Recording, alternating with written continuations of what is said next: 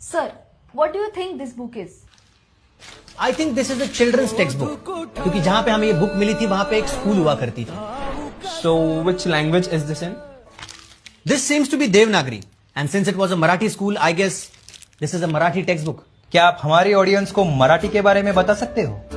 मराठी एक अभिजात भाषा हुआ करती थी, और ये भाषा महाराष्ट्र में रहने वाले लोगों द्वारा बोली जाती थी, जिन्हें हम महाराष्ट्रियंस कहते थे. और क्या जानकारी है हमारे पास इनके बारे में? ये छत्रपति शिवाजी महाराज की तस्वीर है. ये मराठा राजा हुआ करते थे. कई गढ़ किले थे इनके महाराष्ट्र में. कुछ जगह बता सकते हो आप? कहाँ थे ये किले? Well, we do have the places, पर आपको वहां पे किले नहीं मिलेंगे. हाँ, कुछ लोगों ने कोशिश की थी उन्हें बचाने की, बट उस वक्त के सरकार ने उन्हें साथ नहीं दी. तो अब कहाँ है महाराष्ट्रियंस? महाराष्ट्रियंस कहीं गए नहीं, वो बस अपनी संस्कृति और भाषा भूलते चले गए. कुछ नया करने की चाह में अपने रूट्स भूल गए. मेरे ख्याल से इतनी रिसर्च तब हुई थी जब मोहनजोदारो और हड़प्पा से सील्स और स्क्रिप्ट्स मिली थी, है ना? एग्जैक्टली. उतनी ही समृद्ध भाषा और संस्कृति थी ये. अगर ये भाषा और संस्कृति इतनी समृद्ध थी तो ये विलुप्त कैसे हो गई?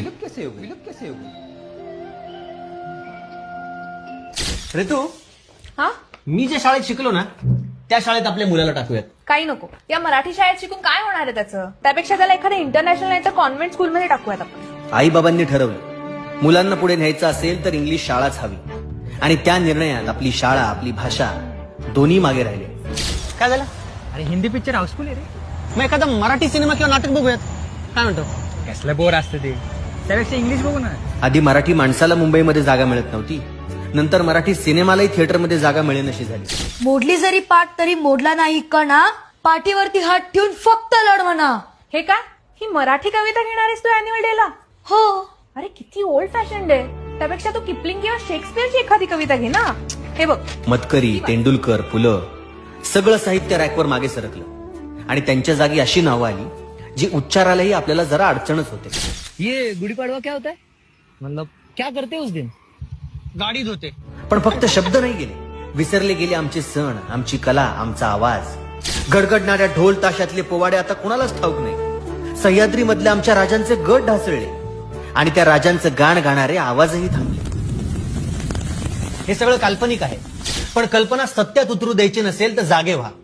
कारण भाषा कधीच अचानक मरत नाही, ती हळूहळू जगता जगता मरते. पण अजूनही वेळ गेलेली नाहीये. मराठीला आत्ताही वाचवलं जाऊ शकतं. त्यामुळे फक्त ती भाषा शिकवू नका, ती लिहा, बोला, वाचा, जपा. नाहीतर तुमचं अस्तित्व सुद्धा पुस्तकात सापडेल आणि कोणीतरी दुसराच त्याच्या हिशोबाने अर्थ लाभले जय महाराष्ट्र. आम्हास भाग्य बोलतो मराठी.